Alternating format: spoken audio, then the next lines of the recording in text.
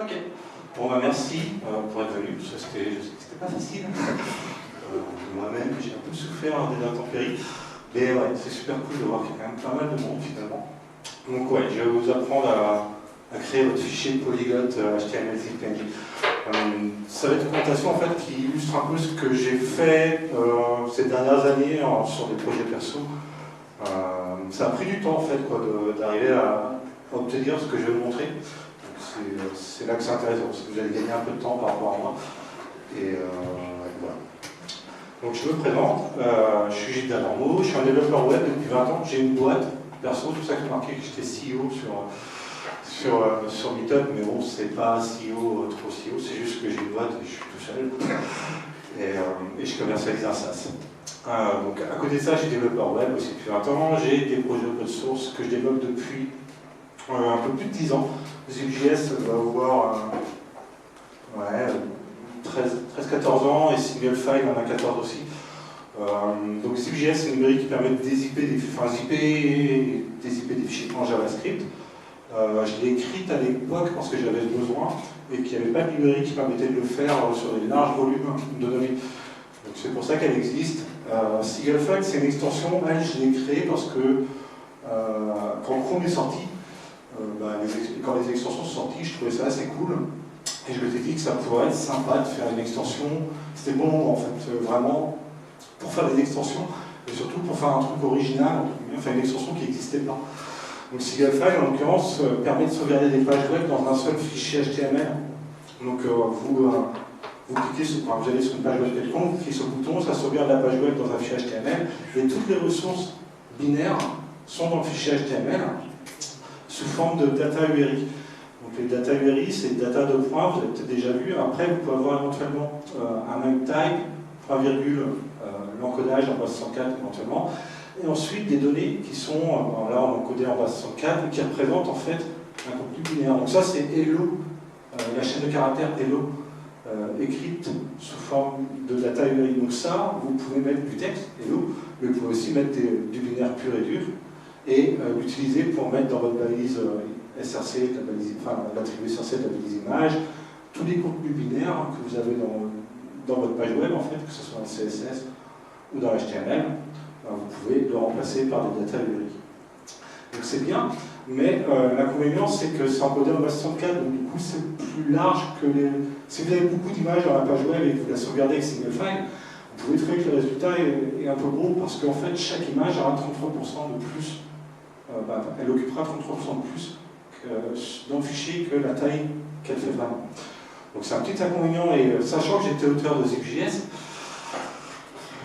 voilà, que j'avais quand même tourné un peu la tête, j'en parlais avec des gens qui disaient voilà, est-ce qu'on peut combiner les deux, quoi, est-ce qu'on peut faire en sorte que les fichiers soient plus petits. Et c'était un problème assez récurrent avec Singlefile, les gens se plaignaient souvent de la taille résultant du fichier, et j'ai codé pas mal d'optimisation pour arriver à faire en sorte que ce soit plus petit.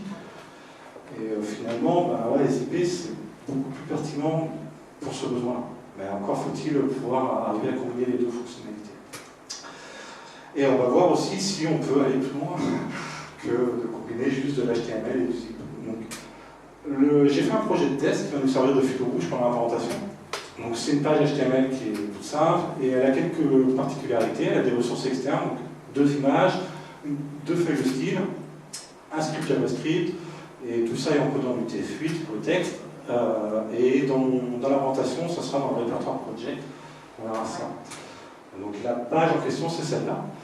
Donc il y a 2 images, une image de background qui défile, une image NJS, et puis le script JavaScript, c'est le cône en bas. On ne voit pas ma souris, c'est parce que je ne sais pas où du tout.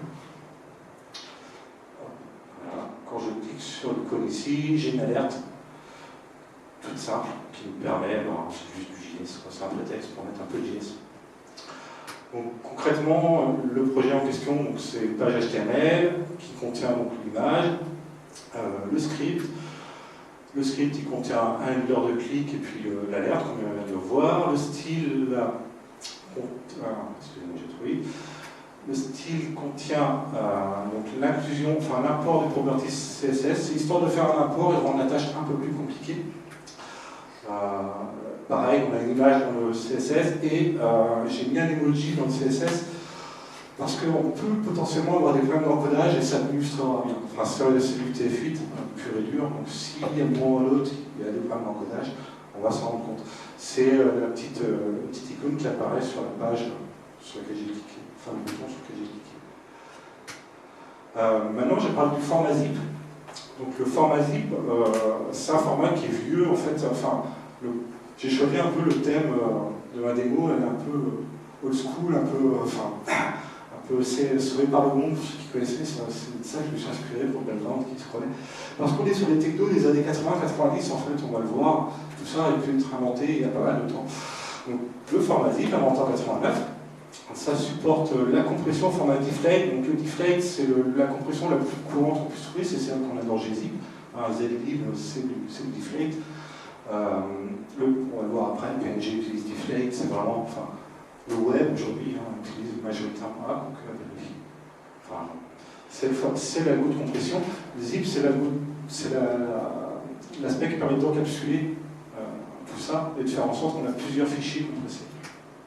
On va le voir après. Le chiffrage AES, donc c'est une fonctionnalité qui est aussi assez vieille depuis 2003, donc vous pouvez mettre un mot de passe sur le fichier zip, et les données seront chiffrées en AES, donc c'est assez sécure, enfin vous avez peu de chances de vous faire piquer vos données. La version 2, donc, elle est supportée dans tous les systèmes d'exploitation maintenant, enfin macOS, Windows et Linux nativement. Après, le chiffrage AES, ça dépend des OS. Des exemples de formats, parce que c'est très versatile, le format zip, donc on le trouve dans plein d'autres formats, par exemple ce qui est LibreOffice, MS Office, c'est standardisé en fait sous forme de fichiers zip, donc les ODT, les docx, vous pouvez les dézipper si vous avez envie. Les archives Java, pour ceux qui font du Java, ils savent bien, enfin les fichiers jar, les fichiers APK, les fichiers IPA sous iOS, Android, pareil, c'est des zip. Les extensions web, donc single file par exemple, dont je vous ai parlé, et les XPI pour Firefox.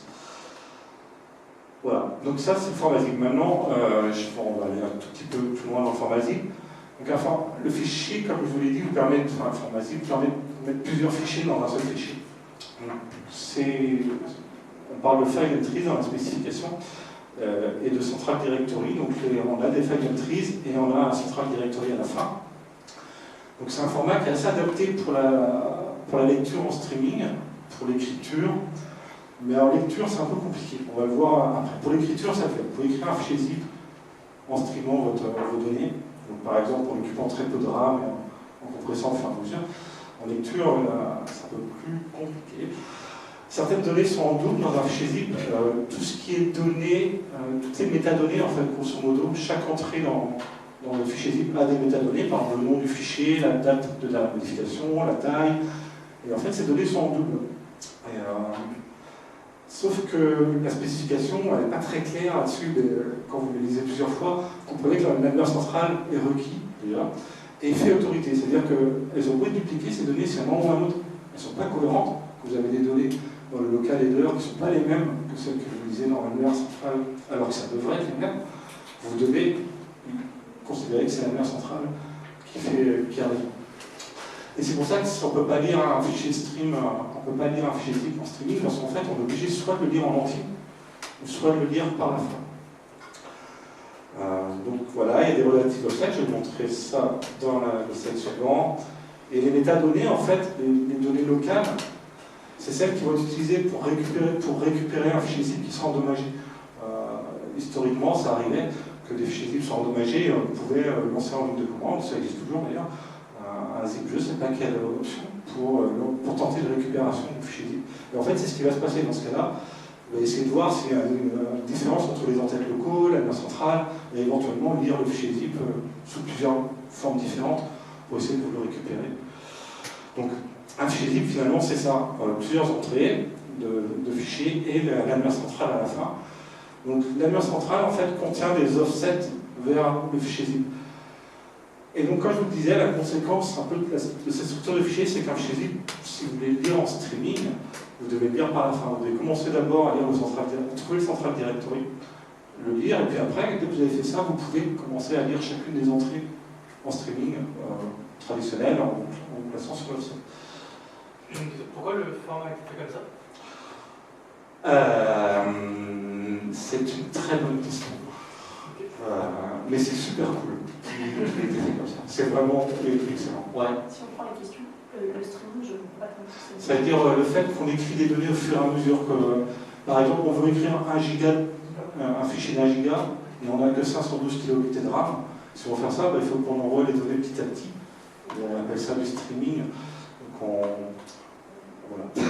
Mais c'est pas très important, c'est juste un détail par rapport au fait que les fichiers zip, en fait, il y a pas mal de logiciels qui se ratent à ce jeu-là, et qui ne lisent pas les fichiers zip par la fin, et du coup qui n'arrivent pas à lire des fichiers zip qui devraient être capables de lire, parce que l'aspect est vraiment pas clair. Mais pour les vidéos, c'est pas pareil ici, je crois que les métadonnées ne sont pas à la fin du fichier, on pouvait les remettre. Pour les vidéos, je sais pas. Ouais, je crois qu'à un moment, il y avait des options. C'est possible, ouais. Mais bon, l'idée est un peu tordue. Après, quand on est un peu âgé, comme moi et tout, qu'on a vécu avec des disquettes dans les années 90, et tout, on se rappelle des expériences où quand on faisait des fichiers sur plusieurs disquettes, on mettait d'abord la dernière disquette pour pouvoir décompresser tout le fichier. Il vous disait, mettez-le dans la disquette, et en fait, il lisait la mémoire centrale. Et donc, ceux qui connaissaient l'astuce mettaient directement la dernière disquette. Et quand on voulait voir, on connaissait le truc. Et donc, je le savais effectivement que un fichier zip se lisait par la fin, parce que j'avais vu fonctionner comme ça sous DOS à l'époque. Mais ouais, c'est une fonctionnalité assez importante pour nous. Enfin, on va le voir par la suite. Côté JavaScript, donc le support et navigateur, zip, le format zip pur et dur n'est pas supporté nativement. Vous pouvez bien sûr inclure un module dans votre programme Node, des Node, mais ce module sera un module tierce, ce ne sera pas un module natif fourni par vous. Mais par contre, vous avez Deflate via CompressionStream, qui est l'API web standard, ou via des API zlib divers et variés, enfin, qu'on peut trouver dans Node, je pense qu'il va y avoir une API zlib un peu propriétaire. Bref, on peut faire de la compression, compresser chacune des entrées, c'est pas un problème, mais faire le fichier zip, vous n'avez rien à votre disposition nativement. Par contre, en termes de bibliothèque, alors là j'ai une bibliothèque plutôt orientée web, mais pas que. Vous avez plein. Vous avez Zip.js, bien sûr, qui est la mienne, Flate, qui est très rapide, très légère, qui est super bien. En fait,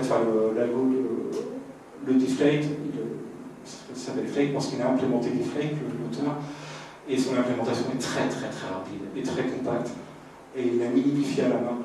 Donc toutes ces variables, il faut qu'une seule lettre, c'est impossible à lire, et ça a été minifié à la main. Ça. Bon, voilà. Client Zip, qui est pas mal aussi, qui est orienté streaming un peu justement, Yazel, Yozel, qui sont plutôt pour Node, et JSZip, qui était un peu le concurrent de Zip.js à l'époque, et qui est déprécié, enfin qui est plus maintenu depuis au moins 2 ans. Je ne recommande pas du tout aux gens de mettre, vous allez avoir un librairie qui sera plus maintenu, et qui est vieille. Donc je vous montre un exemple de code, comment faire un zip avec Zip.js, ça va aller assez vite. Donc, pour faire un zip, on importe d'abord la librairie, on a une classe ZipWriter à la disposition qui, comme son nom l'indique, permet de créer des fichiers zip. Ça s'inspire un peu des API Java, avec les writers, les readers, enfin les blocs en tout cas. Et un UIT8 writer qui permet de faire des tableaux de bits, des tableaux d'octets. Donc on instancie notre UIT8 writer, donc c'est-à-dire qu'on va faire un fichier zip qui va être dans un tableau d'octets. On crée notre ZipWriter en lui passant on lui passe au writer des données. Je pensais que ce serait plus simple à expliquer. On lit toutes les entrées dans un répertoire, par exemple. C'est un exemple de code un peu virtuel. On récupère le fichier, on le met, grosso modo, il faut voir qu'on l'appelle zipwriter.add, zipwriter.close, un fichier, c'est pas très compliqué. Et getData pour récupérer notre UIT8 array, donc les données sous forme de tableau d'octet. Et on peut même la loguer si on a envie. Donc maintenant je vais montrer comment, là je vais commencer mon projet, je vais montrer un peu comment fonctionne les zip, enfin ouais. Donc là c'est juste, ça va être très simple, c'est juste la création d'un fichier zip. Donc c'est exactement ce que je vous ai montré. On a une petite page web de test avec un lien download et un script qui va générer un fichier zip et va nous permettre de le télécharger. Donc il n'y a vraiment rien d'exceptionnel. On prend les fichiers du projet, donc l'HTML, les feuilles de style, le script, l'image. On les zip tout simplement. On récupère chacune des entrées. En fait, en l'occurrence, je fais un fetch. En JavaScript, ça me permet de récupérer les données sous forme de blob. Et là, j'utilise, on ne l'a pas vu, mais le blob reader pour insérer mon blob dans mon zip. Je le ferme et je récupère mes données. Donc getZipData me retourne un blob qui correspond à un fichier zip et que je peux ensuite tout simplement mettre avec URL create object URL qui me permet de transformer object URL et de transformer un blob. Ouais, c'est bizarre.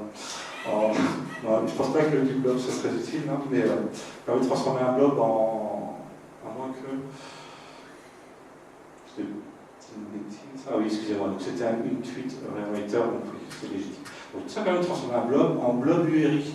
Donc c'est comme les data URI qu'on a vu tout à l'heure, sauf que ça commence par blob de points et un identifiant juste après.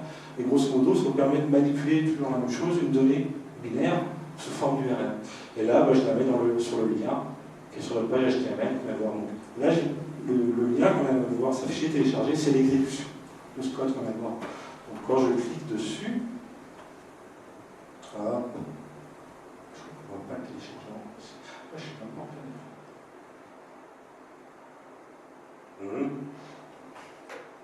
Je vais regarder si je l'ai téléchargé.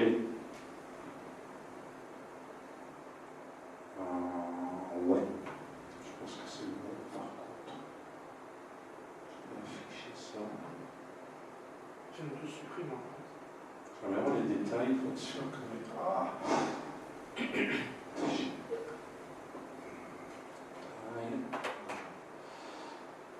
20h05. C'est bon, c'est celui-là. Donc on peut le. C'est un fichier zip.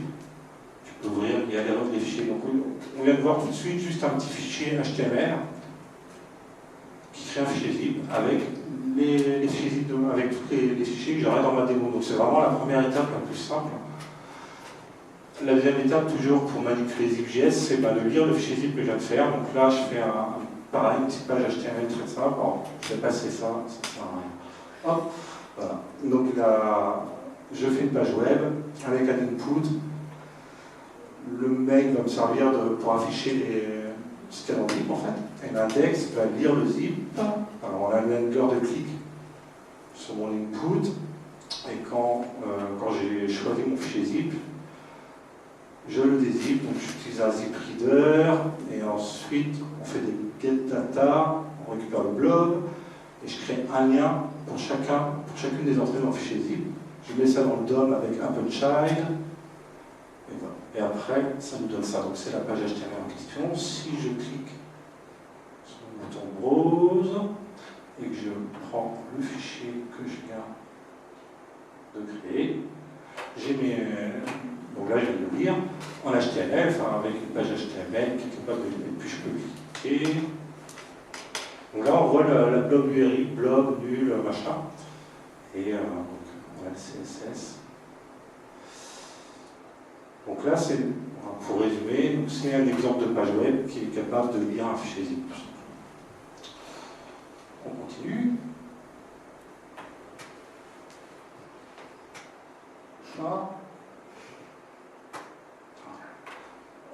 Donc le format zip, c'est un format qui est extensible. Une des particularités, c'est qu'on peut mettre 64 kilooctets de données à la fin. Donc, je vous dis, un bon logiciel qui lit les fichiers zip correctement, non seulement il doit commencer par la fin, mais il doit considérer que les 64 derniers kilooctets sont potentiellement un peu n'importe quoi. Donc il faut qu'il aille chercher la mémoire centrale un peu plus loin que les 64 premiers kilooctets. Par contre, il doit être capable, enfin, on ne peut pas mettre plus de 64 kilooctets à la fin d'un fichier zip. Mais on peut le faire, et ça doit être dézippable par n'importe quel logiciel qui a la prétention de dézipper des fichiers correctement. Et les offsets de fichiers qu'on a vus, les file entries ont des offsets, on n'est pas obligé de commencer par 0 en fait. On peut très bien commencer par 10 000. Donc le premier fichier dans le fichier zip n'est pas forcément à l'octet 0. Et vu qu'il est lu par la fin, ça ne pose pas de problème. Enfin, le logiciel qui lit le fichier zip fait OK, premier fichier à l'octet 10 000, je commence à. Et donc avant, si on veut, et là, c'est open bar. Enfin, on peut aller, normalement, on peut aller à 4 gigas de données, enfin, on peut y aller assez généreusement en fait, parce qu'on peut mettre un moins. Et ça, c'est une fonctionnalité qui a été vachement, enfin, beaucoup exploitée dans les années 90-2000 pour, peut-être encore aujourd'hui, les drivers, certains drivers que vous installiez sous Windows, étaient fournis sous forme d'exécutable. On voyait bien que quand on l'exécutait, en fait, tout ce qu'il faisait, c'était plus ou moins dézipper un fichier. Et en fait, c'était ça, c'est des fichiers auto-extractibles. Et c'est le même principe, en fait. Vous avez un exécutable et le zip qui après. L'exécutable s'exécute et il dézip le fichier sur votre disque dur. Bon, maintenant, c'est plus très commun, enfin, ça n'existe plus beaucoup. Ça. Donc, comme je viens de vous dire, on peut mettre des données finalement dans un fichier zip. Si bien sûr on le fait comme il faut, on peut mettre des données avant et après, et le fichier zip est 100% validé. Donc, du coup, on va exploiter cette fonctionnalité et on va essayer de faire une page HTML qui s'auto-extrait. C'est tout l'intérêt de l'implantation. Donc on va y aller cool, étape par étape. La première chose déjà, c'est de faire la page HTML qui contient le fichier zip, et puis de voir si on peut faire quelque chose avec ce fichier zip. Donc elle va être faite de cette manière, on va avoir un contenu HTML, jusqu'à une balise ouvrante, donc début de commentaire, HTML. On met le fichier zip tel quel, en croisant les doigts pour qu'il n'y ait pas de balise fin de commentaire dedans, et ensuite on met la balise fermante fin de commentaire, et on met la fin du contenu HTML. Graphiquement, ça représente ça, on va dire. Donc vous avez votre page HTML, qui contient donc, les choses importantes. Donc on aura zip.js qui sera sous forme de script. Et on aura aussi le script qui va nous permettre de dézipper notre page. Et on va inclure tout simplement les données zip en plein milieu, comme ça. Enfin, en plein milieu, assez tôt dans le fichier quand même, directement binaire dans un commentaire. Donc ça, c'est pas très dur à faire en fait. Donc c'est la première étape. La première étape dans notre histoire. Je vais essayer d'aller vite. Donc le fichier, donc ça ressemble beaucoup à ce qu'on a fait tout à l'heure quand on a créé le fichier zip, sauf qu'on va avoir un template en plus. Donc le template va inclure zip.js et notre script qui va dézipper la page. Donc voilà le template, on a une première partie. Donc c'est ce qu'on a vu tout de suite dans le slide précédent. On aura les données zip et on aura la fin de notre fichier HTML. On aura bien sûr un script qui va avoir la responsabilité de lire le fichier zip et de le dézipper et d'essayer de l'afficher éventuellement. Donc là, la première étape, ça va être juste d'afficher toutes les entrées du fichier zip, comme on a fait dans la démo, la première démo de lecture du fichier zip. Donc, en fait, voilà. Donc voilà, c'est là que ça se passe. On fait là, on construit le fichier HTML zip. On récupère. On encode les textes, on encode le texte en binaire en fait, sous forme d'une TwitterArray. On récupère la longueur de ce texte-là, donc ça correspond jusqu'à la balise ouvrante HTML. C'est notre offset de notre premier fichier dans le fichier zip. Donc ça, il faut qu'on le donne à zip.js pour que le fichier zip soit valide. Il faut qu'il connaisse l'offset du premier fichier. Il pourrait la calculer lui-même plus ou moins, mais là on la passe explicitement. Donc c'est ce qui se passe dans le getZipData par rapport à tout à l'heure. La seule différence, c'est qu'on passe un offset en paramètre et on le passe au constructeur de ZipWriter. Sinon, c'est le même code que celui qui lisait le fichier zip tout à l'heure. Et ensuite, on concatène ces trois morceaux. Donc, le début du fichier sous forme binaire, une TwitterArray, les ZipData, donc le fichier zip, et la fin du fichier, toujours encodé en binaire. On fait un blob et on dit que c'est du texte HTML, parce que c'est mieux. Et puis, bien sûr, dans le cadre de la démo, je crée un lien qui permet de le télécharger. Il nous reste à voir le script. Ça va être la partie sur laquelle on va se pencher dans les slides suivants. En fait, on verra plus trop ce que je viens de présenter maintenant, mais ça, cette chose-là va beaucoup évoluer. Donc là, ici, c'est notre script qui va lire le fichier zip. Donc, comme je vous disais dans un premier temps, on va juste afficher la page HTML. Donc, on va d'abord extraire le fichier zip. Et on va stocker ça dans un objet resources. Oui, on lit le fichier zip en faisant des fetch, en fait. Donc ça, c'est important. C'est-à-dire que là, la page, quand je vais l'afficher, elle va se lire elle-même en faisant un fetch et en passant guillemets, en fait, ça veut dire la page courante, en fait. Pas besoin de mettre. Donc là, la page va s'auto-lire, mais sous forme de bloc, plutôt que sous forme de texte, parce que c'est ce que je veux un fichier zip. Donc il me faut du binaire, en fait. C'est ça l'astuce, en fait. Dans un premier temps, c'est ça l'astuce. Faire un fetch et de récupérer le blob. Donc ce blob, ZipJS est capable de le lire sans souci, enfin il va retrouver son offset et tout, il est content. Donc je peux lui passer tel quel à ZipJS. Et après, je récupère chacune des entrées et je crée un lien. Enfin là, on va juste récupérer la blob URI de chacune des entrées dans le fichier texte. Et ensuite, je les affiche simplement, comme dans la démo tout à l'heure. Donc là, ça ressemble, ce que je vais vous montrer ressemble beaucoup à la démo de lecture de fichier zip, sauf que il le fait tout seul. Yes. C'est pas ça? Accès à Internet, hein. J'ai pas, non. Alors tout ça marche en offline normalement, mais je sais pas. Non, mais télécharger.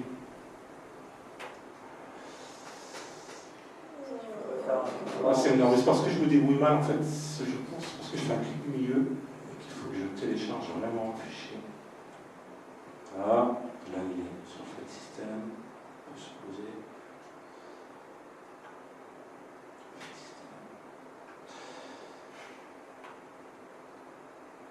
Je recommence. Ah, c'est bien. Je vais recommencer parce que j'ai dézippé le fichier tout à l'heure.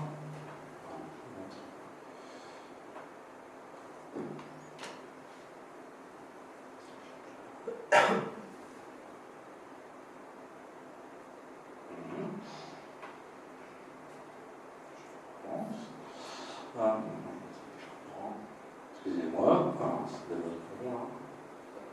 Donc c'est bon, j'ai téléchargé le fichier, je vous montre.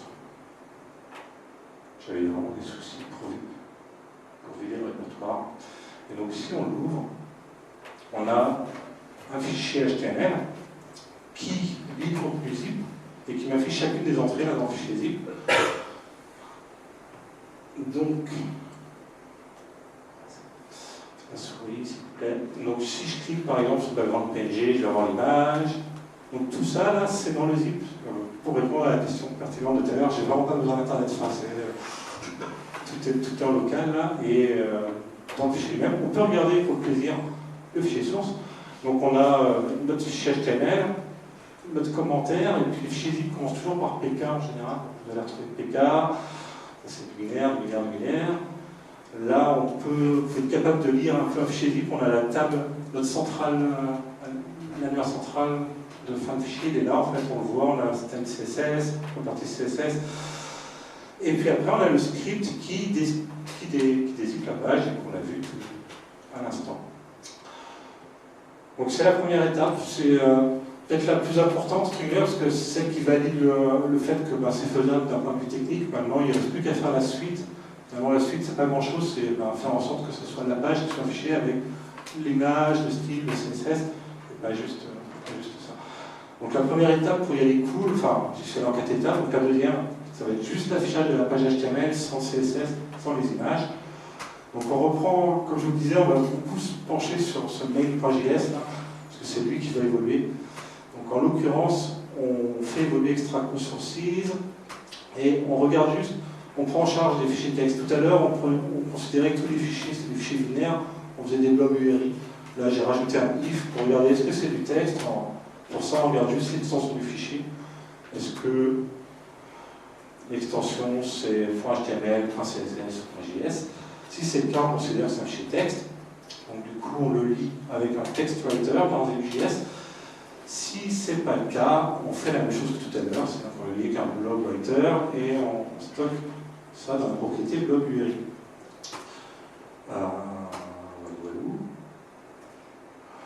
On récupère tout notre objet qui contient toutes les ressources de la page et on affiche. Donc là, on va afficher juste la page HTML. Donc on récupère le texte de la page HTML, donc chez du constant, bien sûr, index HTML. On récupère le texte avec .text. On parse ça. Alors, vous avez pour information, voilà, c'est comme ça qu'on parse de l'HTML. On ne le sait pas forcément, mais on peut parser de l'HTML dans le navigateur web et récupérer une instance de document de cette manière-là, donc le même document que celui que vous avez dans votre DOM, sauf que celui-là il est offline, entre guillemets, il n'est pas dans la page, quoi. Vous pouvez le manipuler, vous pouvez faire des queries selecteurs dessus, comme s'il était affiché. Et ça marche. Voilà. C'est de l'HTML. Et on fait un replace with, c'est une appli assez récente, mais qui est sympathique, qui permet de remplacer un nœud DOM par un autre nœud DOM. Donc là, je remplace le document element qui est affiché par celui que je viens de parser. Donc le résultat, c'est que je vais afficher la page HTML. Donc, si je clique sur mon lien, c'est peut-être que ça affiche. Pourquoi ça affiche pas les...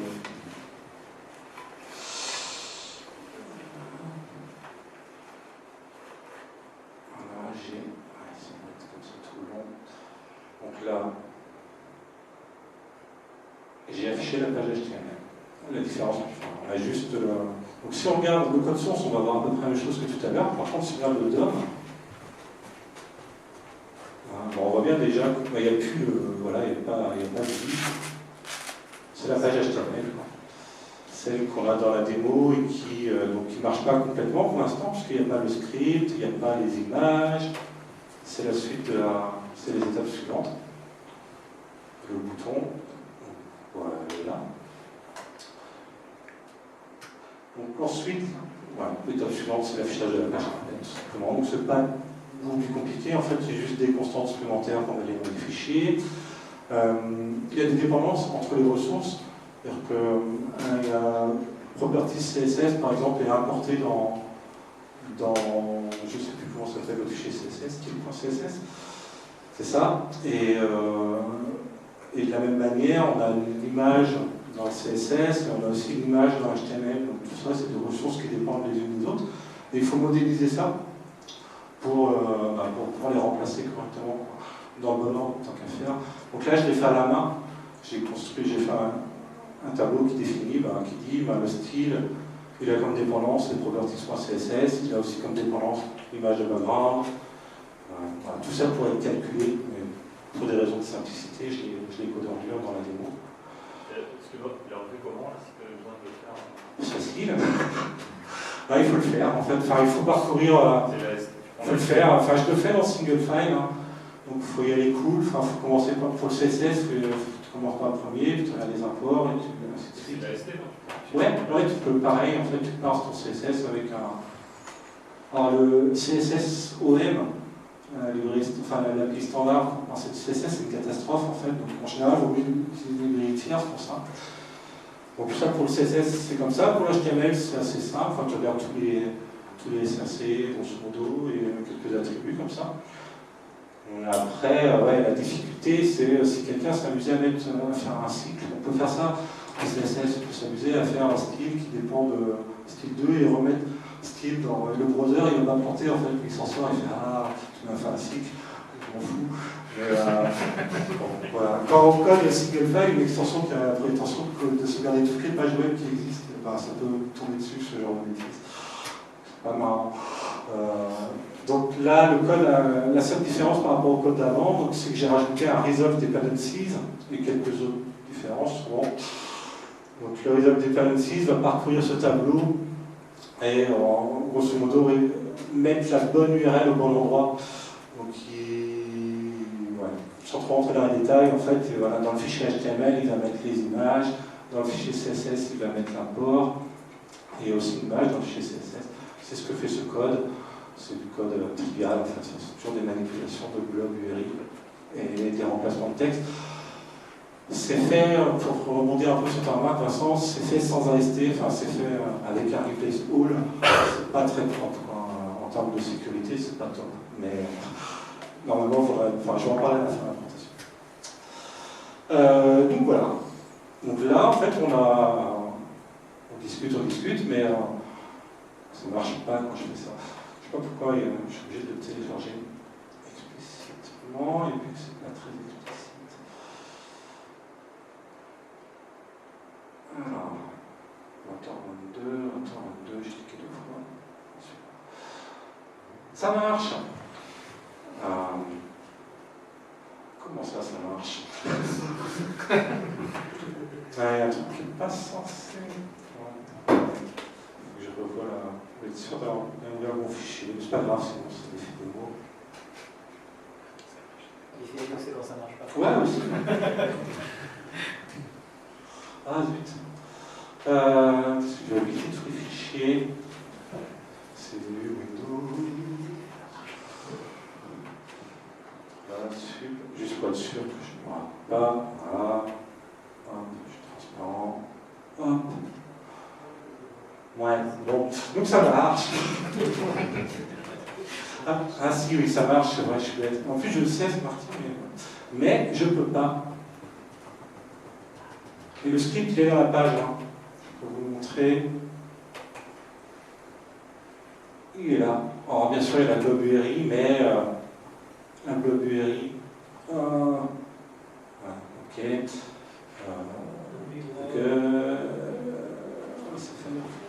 Ah oui, je suis en Firefox.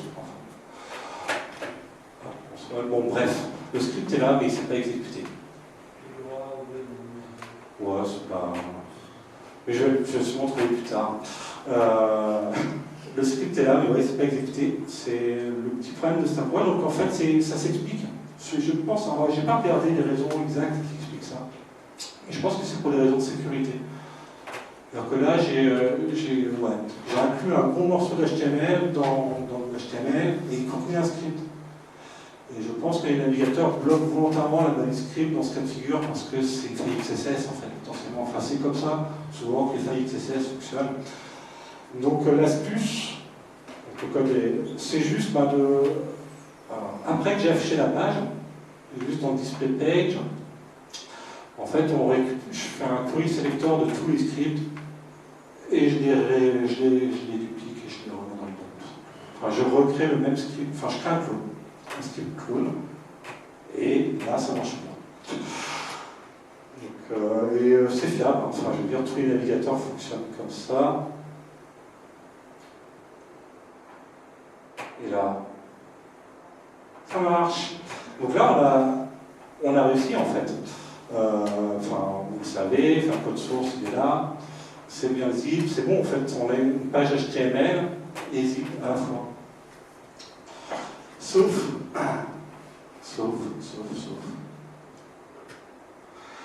que en fait ça marche que dans Firefox. Ah oui.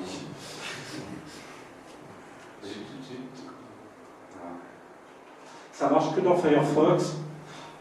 Ça marchait dans Chrome il y a longtemps. Dans la version, on va dire 80 à peu près de Chrome de mémoire, ça fonctionnait. Moi je l'utilisais dans Single File, j'étais tout content, et un jour j'ai découvert que ma fonctionnalité n'existait plus, ça ne fonctionnait plus dans Single File, que Google avait cassé le truc. Donc en fait c'est le fetch qu'on fait là, qui permet de lire son propre fichier en binaire, ne fonctionne pas sur un système de fichiers. Vous pouvez faire un fetch quand votre page est en HTTP, mais là vous voyez en fait depuis le début je suis sur du file de points, j'ai pas de serveur HTTP. Et en fait le fetch dans ce cas de figure ne fonctionne pas, il faudrait que ma page soit HTTP. Et c'est un peu nul parce que l'intérêt pour moi c'est que les gens sauvegardent des pages web et les partagent entre eux, ils ne vont pas démarrer des serveurs HTTP pour regarder la page web que leur grand-mère leur a envoyée, ou inversement.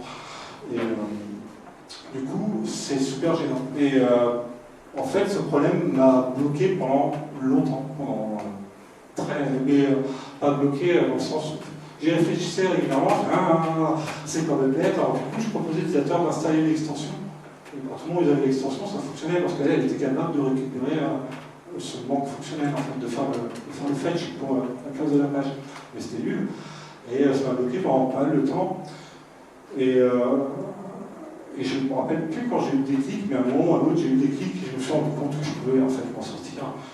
C'est juste que ça n'allait pas être si simple. Donc, c'est la deuxième partie de la présentation. On a fait à peu près la moitié, mais un peu plus. Mais pour vous dire que il reste encore un petit morceau. Donc, comment contourner l'appel à await fetch? C'est simple, en fait, on va lire le fichier zip depuis le DOM lui-même avec le texte. C'est-à-dire qu'on va récupérer le commentaire, on récupère le texte et on va essayer de lire le fichier zip, les données binaires de cette manière-là. Sauf que ça ne marche pas, bien sûr. Donc les données sont corrompues parce que c'est pas du binaire, une page HTML, c'est du texte. Donc le navigateur web va un peu casser le binaire. Donc ce qu'il fait, par exemple, alors déjà on a la problématique de l'encodage. Est-ce qu'on est sur 2 octets, enfin 2 ou 3 ou 4 octets, UTF-8, ou Windows 52 par exemple, qui a un encodage sur un seul octet.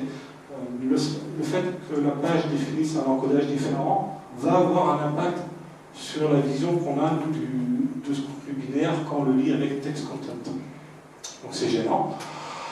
Un autre problème, c'est que tous les caractères invalides, enfin tous ceux qu'HTML n'aime pas trop, il va les remplacer par UFFD. Donc par défaut, le caractère 0 de la table ASCII, enfin la valeur 0, elle sera forcément remplacée par UFFD. Et après, suivant les encodages, vous avez d'autres remplacements qui peuvent s'appliquer. On va le voir par la suite. L'autre impact, quand on lit donc, du binaire sous forme de texte, l'autre problème, c'est les passages anonymes. Tous les passages, tous les retours chariot sont remplacés par par des n, donc il n'y a plus de anti/r dans ce text content qui correspond à mon binaire zip. Et la même chose, si j'ai anti/r, anti/n, ça va être dans tous les cas de figure remplacé par anti/n. Donc c'est gênant tout ça en fait, mais c'est pas insurmontable. Enfin, c'est pas potentiellement, c'est pas si grave en fait. Si dans mon fichier zip, j'ai pas beaucoup de caractères n, ce qui est le cas, et que j'ai pas beaucoup de caractères invalides, ben, je peux peut-être me débrouiller de faire des données de consolidation qui vont me permettre de retaper mon fichier zip. Voilà. Et j'avais oublié le remplacement de certains caractères de la tabaski. Donc, ouais. Je disais donc en fait c'est pas insurmontable et potentiellement en fait on peut rajouter des données redondantes dans cette page HTML pour contourner ces problèmes-là en fait. La problématique maintenant c'est de savoir un peu finalement quel encodage je dois choisir parce que j'en ai plein à ma disposition et je sais que chaque encodage a un impact différent. Donc là je commence pépère, on reprend le projet tel quel, mais on oublie tout ce qui est décompression et tout, et on fait juste afficher le fichier zip qui est dans l'HTML en hexadécimal. Donc j'ai un display data, je ne rentre pas trop dans les détails, mais ce qu'il fait c'est qu'il affiche le contenu lu sous forme de texte en hexadécimal. Et la chose qui va nous intéresser, donc je fais bien code couleur pour mettre un peu en valeur les choses intéressantes. Donc si on a, le caractère de remplacement FFFD, donc ça veut dire que soit l'octet c'était 0, soit c'était un autre octet qui, suivant l'encodage, n'a pas pu être décodé correctement, ça va être en jaune. Et si le code est supérieur à 256, parce que quand on lit le code, quand on lit le texte, on récupère sous forme du TF8 en fait. Donc on peut avoir des valeurs qui vont de même 256, alors qu'en réalité, on avait des valeurs qui n'allaient qu'entre 0 et 256 dans notre suite, dans notre tableau d'octet. Donc, quand on le lit sous forme de fichier texte, on peut très bien avoir des valeurs qui dépassent 256. Donc là, je les mets en orange pour les mettre un peu en valeur. Et l'intérêt de ce test, c'est de le faire en UTF-8 et le faire en Windows 12.52. J'espère que là, ça va marcher. Voilà, j'ai l'impression.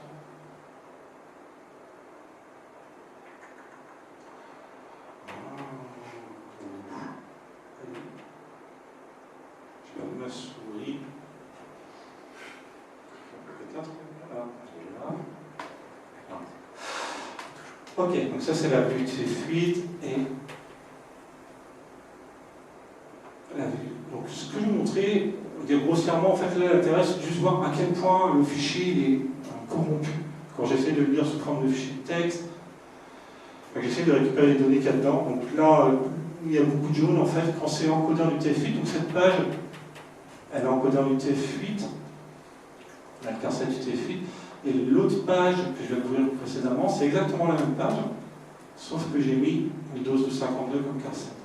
Et là, on le voit concrètement, en fait, ça impacte le texte, la manière dont les données qui sont lues quand je lis le texte. Donc, on voit que l'UTF-8, c'est un encodage qui est vraiment pas, qui va nous poser beaucoup de problèmes, en fait, qui dégrade beaucoup dans notre fichier original. Le 12.52 a l'air déjà plus cool, il y a quelques données qui ont disparu ou qui ont été remplacées par d'autres valeurs, mais pas tant que ça. Donc là, l'étape suivante, dans ma démarche, c'était de voir finalement quel était l'encodage sur un octet, parce que les encodages sur plusieurs octets, ça va complexifier beaucoup la chose. Quel était le meilleur dans cette localisation. Donc le but pour moi, c'est de trouver l'encodage qui va me permettre de faire le moins de données de consolidation, d'ajouter le moins possible de données de consolidation. Donc je fais une page web de test, toujours avec un contenu binaire, donc là qui contient juste toutes les valeurs possibles en octets, donc de 0 à 256, donc 256 octets, et avec tous les encodages supportés, et ensuite, en fait, je lis ces données binaires sous forme de texte, comme précédemment, sauf que je fais un petit calcul, je regarde tous ceux qui sont égaux au caractère de remplacement, donc tous ceux qui ont été qui étaient soit invalides, soit égales à 0, et tous ceux qui sont différents de la valeur attendue, donc qui généralement sont supérieurs à 256. Et si je fais ça, donc là voilà, j'ai exécuté le test, là on a tous les encodages possibles. La première colonne, comme je vous le disais, c'est ceux qui ont été remplacés par UFFD. Donc en fait, toutes les pages là, toutes celles-ci, on a 1, 1, 1, 1, 1, c'est le caractère 0. Le caractère 0 a été remplacé par UFFD. Donc ça c'est cool, ça veut dire qu'on a juste qu'à faire un replay, grosso modo, et on n'a pas besoin de donner consolidation. La deuxième colonne, elle nous indique les valeurs qui ont été remplacées par d'autres valeurs. Donc, par exemple, dans mon fichier j'avais un 13, quand je le lis c'est un 10, avant j'avais un 164, quand je le lis, ben, j'ai lu 164 en valeur, la valeur de chacun de mes octets. Donc là, en fait, c'est trié dans l'ordre. Le meilleur encodage, finalement, c'est celui-là, ISO 885915. C'est l'encodage qui permettrait d'avoir le moins d'impact sur le contenu binaire. Le problème, enfin le problème, c'est pas un gros problème, c'est pas un encodage très commun.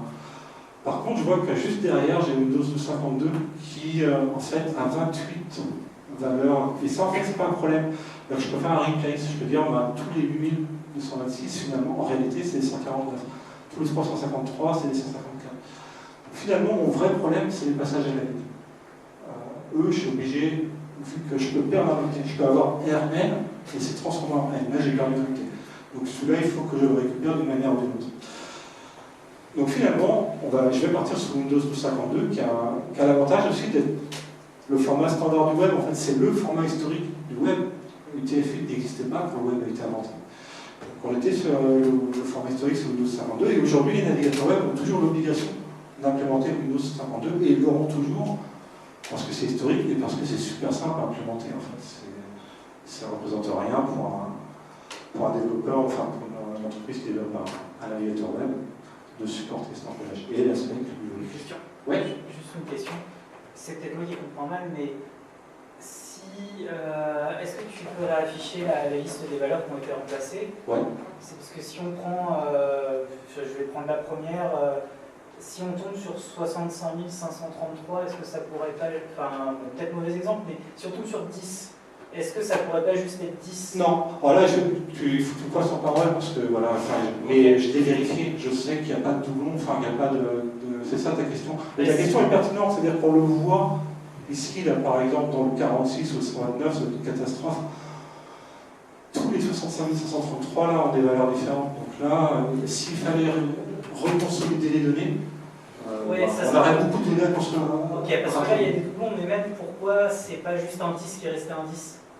Alors le 10-13, c'est le passage à la ligne en fait. Enfin, celui, ce cas-là est vraiment particulier. Ok, mais avec le prochain, enfin je... Et les autres, c'est les valeurs UT, c'est à cause de l'UTF-8, c'est des valeurs qui ne sont pas valides en enfin, qui mappent, c'est chiant, qui ne mappent pas la même valeur dès qu'on a l'UTF-8. C'est-à-dire, grosso modo, tous les caractères supérieurs à 128 dans l'ASCII, quand on les lit en UTF-8, on ne va pas avoir en 129, 130, 140. C'est parce que c'est des caractères qui servent à rien. Bah, c'est des caractères qui ont été mappés à un autre endroit dans la table UTF-8, qui ont été mappés beaucoup plus loin. En fait. Je ne sais pas pourquoi ils ont fait ça en fait, enfin, pourquoi ils sont mappés, enfin il y en a quand même un certain nombre, mais pas tous. Par exemple, on voit je ne sais pas combien, le 160 il est assez le même. Donc du coup, l'idée c'est de partir sur cet encodage-là et d'essayer de lire la page, le fichier zip. Et je suis question, Ouais. X user define dessous. Ouais, user define, il est assez mystérieux. Moi je l'ai déjà vu utiliser quand on faisait de l'upload dans Ajax à l'époque. On pouvait utiliser plutôt de l'autre plutôt. Quand on voulait lire un contenu en binaire et qu'on avait XML HTTP request, on pouvait utiliser ce main type pour lire les données en binaire. Je ne sais pas si c'était spécifique à IE, mais voilà, c'est dans ce contexte-là que j'en ai entendu parler à l'époque. Mais ouais, je ne sais pas trop à quoi il correspond, je ne sais pas c'est quoi ta question. Ma question c'est, vu qu'il a le même, score que Windows 12.52, pourquoi tu prends pas la... Parce que Windows 52 est standard de chez standard. Je fais beaucoup plus confiance en Windows 52 qu'avec User Define pour l'avenir de l'HTML. Enfin, le but, c'est de mettre ça dans single file, il faut que les pages web, les gens puissent les ouvrir en 10-20 ans si possible. Donc du coup, je continue. Donc l'évolution dans notre template HTML, c'est de remplacer l'encodage UTF-8 par du Windows 52 et on va rajouter un petit morceau de données qui va nous permettre de rattraper les données qu'on a perdues. En fait, tout ce qu'on a à faire, enfin les seules données qu'on a réellement perdues, c'est ce que je vous expliquais tout à l'heure, c'est les passages à la ligne. Donc on a deux tableaux. un tableau qui contient tous les anti-slashers, tous les indices des anti-slashers dans notre fichier. Tout cela, ils ont été perdus. Donc il faut qu'on les retrouve d'une manière ou d'une autre. Donc je fais un tableau qui contient tous les index de ces retours chariots, et un autre tableau qui contient tous les index des retours chariots suivis d'un passage à ligne. C'est les deux cas de figure où il y a un remplacement par anti-slash n. Et donc à partir de là, quand au moment où j'aurai ces données-là, je serai capable de récupérer mon zip tel qu'il existait originellement. Donc concrètement, dans notre template, on avait les données zip qui étaient juste après le please wait. Donc là, je passe en UTF-8 à Windows 52. Et ensuite, je rajoute un script de type JSON. On pourrait choisir n'importe quoi. En fait, j'ai choisi JSON par mesure de simplicité, dans lequel on va mettre mes deux tableaux là, qui contiennent les données de consolidation, donc tout ce qui va permettre de récupérer les anti-slash R et les anti-slash R. Donc l'impact sur le code existant, c'est qu'il faut rajouter dans le template les données de consolidation. Sinon le template reste le même. Et il va falloir les calculer, ces données de consolidation. Donc là, l'impact, on a toujours notre première partie d'HTML, notre data zip, et ensuite les données HTML, ce qui était avant la fin du fichier. Et maintenant, on va rajouter les données de consolidation qu'on va voir tout de suite. Donc c'est tout simple, en fait, c'est une boucle qui parcourt tout mon fichier zip, octet par octet, qui crée les deux tableaux. Donc le tableau qui contient les remplacements par la ligne, enfin le remplacement des passages à la ligne, et l'autre qui contient le remplacement des passages à la ligne suivi du line feed par code. Donc là, tu anticipes ce que le navigateur va faire quand il va ouvrir. En fait, là, je suis en train de préparer les données que je vais rajouter dans mon fichier HTML, et quand je vais lire mon fichier, mon zip, je vais le lire sous forme de text node. Je vais utiliser ces données-là en complément pour pouvoir faire en sorte de lire ce fichier zip. Donc je stringifie tout ça, puisqu'on l'a vu dans le template, j'ai mis ça dans un texte JSON. Donc je fais un JSON stringify du tableau, et je rajoute ça dans l'HTML. Donc on les met là, et on met la fin du fichier HTML juste après.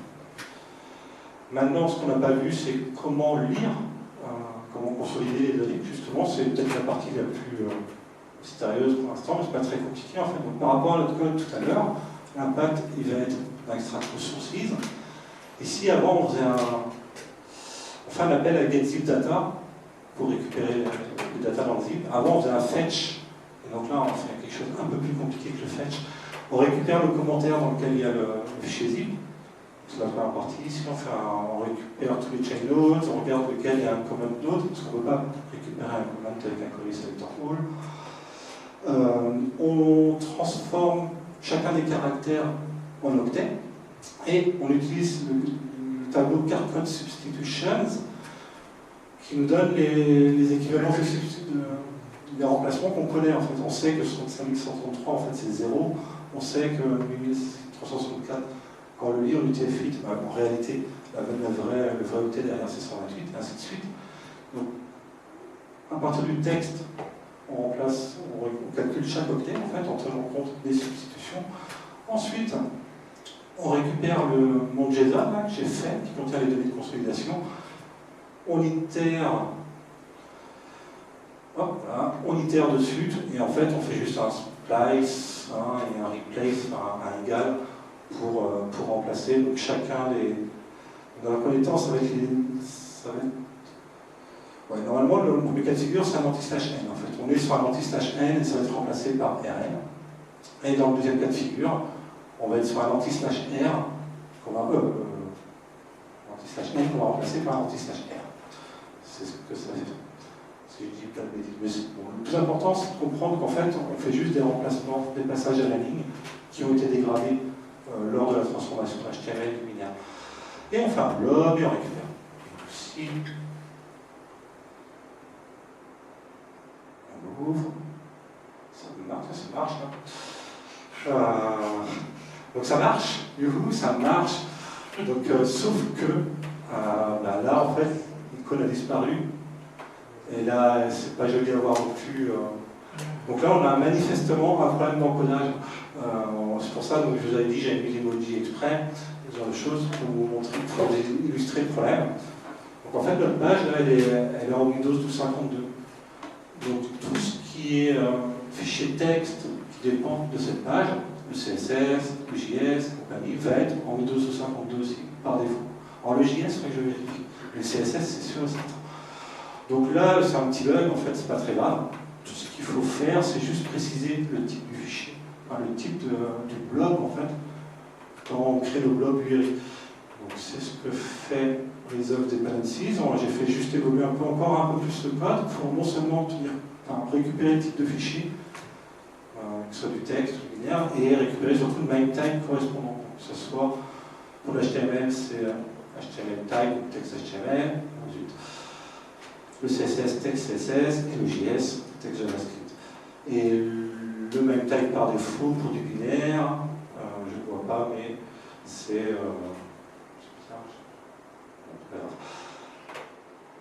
default type, et c'est application string. Donc les images vont utiliser le MIME type application string. J'aurais pu précis, j'aurais pu utiliser image /png, ça aurait été plus propre, mais je ne suis pas obligé. Donc là, en l'occurrence, je choisis pour tous les binaires le même MIME type. Et de l'UTF-8 pour le texte, puisqu'en fait, notre texte est en UTF-8, enfin ma page de démo, son script est en UTF-8, le CSS est en UTF-8, tout ça c'est UTF-8. Donc là, en fait, on a juste ajouté un type à chacun des blobs URI qui sont dans le fichier zip, dans le fichier HTML une fois décodé, et ça donne ça. Donc voilà, là on a bien notre emoji, et là aussi tout fonctionne correctement. Donc on a réussi. On a réussi à faire un fichier zip HTML. Et ça, c'est quand même le plus gros. Enfin, l'implémentation, c'est ce qui est le plus dur en fait. Enfin, après, le reste, c'est peanuts. Et bah ouais. Bah si, je peux vous montrer le code source quand même. Donc là, si tu l'ouvres, si tu le renommes en zip et que tu Oui. l'ouvres avec l'explorateur. Merci de me faire la remarque très pertinente. Surtout qu'en plus, il s'appelle à peine fichier zip HTML. Alors, je ne l'ai pas téléchargé. Charge, voilà. Je suis nul en 2. Je peux mettre tout, n'ayons pas peur. Donc le code source, on a un peu d'HTML, notre fichier zip, comme tout à l'heure. Et là, on a notre donnée de consolidation sous forme de JSON.